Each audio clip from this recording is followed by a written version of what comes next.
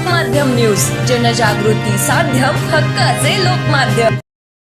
मला काय अधिकाऱ्यांना काही धारेवर धरायचं आणि काहीतरी इथे स्टंट करायचं असा विषय नसतो. विषय क्लिअर आहे की कोणतंही शासकीय काम असेल जे सरकारच्या माध्यमातून लोकप्रतिनिधी प्रयत्न करतात आपल्या मतदारसंघामध्ये किंवा आपल्या जिल्ह्यामध्ये आणायचं, आणि जे केंद्राकडनं जो 60% निधी येत असतो आणि 40% हा राज्य सरकारचा असतो. सगळ्या अधिकाऱ्यांना ह्याच सूचना आहे आमच्या की कामाचं उद्घाटन करत असताना किंवा भूमिपूजन करत असताना आमदाराच्या सोबत खासदारांना बोलवण्याचा पण हा प्रोटोकॉल आहे. फक्त तुम्ही एका बाजूला आमदारांना बोलवणार, खासदारांना बोलवणार, तर असं हे योग्य बरोबर नाहीये. कारण की शेवटी आज केंद्राचा पण शेअर प्रत्येक योजनेमध्ये आहे, तर तेवढा अधिकार आमचा सुद्धा आहे. काही जे प्रस्ताव बनवले जातात त्याच्या संदर्भामध्ये आमच्याशी पण चर्चा करणं अपेक्षित आहे. कारण की शेवटी आम्ही लोकांमध्ये फिरतो, बऱ्याच वेळा एखाद काम आमदारांना लोक नाही सांगत, ते आम्हाला सांगतात, किंवा काही काम आम्हाला नाही सांगत आमदारांना सांगतात.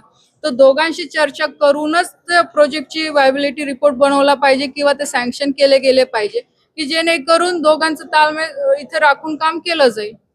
असं आहे की आता पण तुम्ही बघितलं असेल की बैठकीमध्ये ह्या सूचना मागच्या काळातही दिल्या गेल्या, ह्याही दिल्या गेलेल्या आहे. पण रेल्वेच्या जे काही विषय असतात ते बरेचसे टेक्निकल विषय असतात, कारण की शेवटी एक सेफ्टी क्रायटेरिया पण त्यांना लागू करावा लागतो आणि दुसरी बाजू शेतकऱ्यांची म्हणून ती आम्हाला सुद्धा सांभाळावी लागते. म्हणून याच्यामध्ये रेल्वेचं कामही सफर व्हायला नको, कारण की शेवटी आज एवढे लाखोच्या संख्येने त्या रेल्वेमधनं लोक प्रवास करत असतात.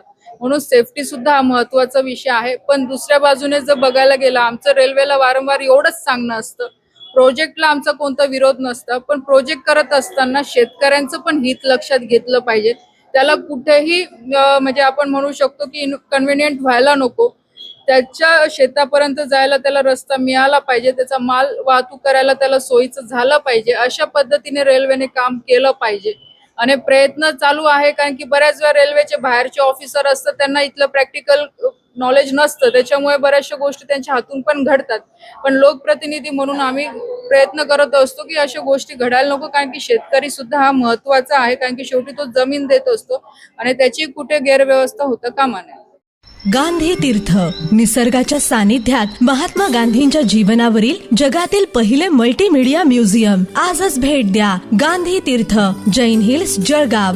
अधिक माहितीसाठी www.gandhifoundation.net वर विजिट करा.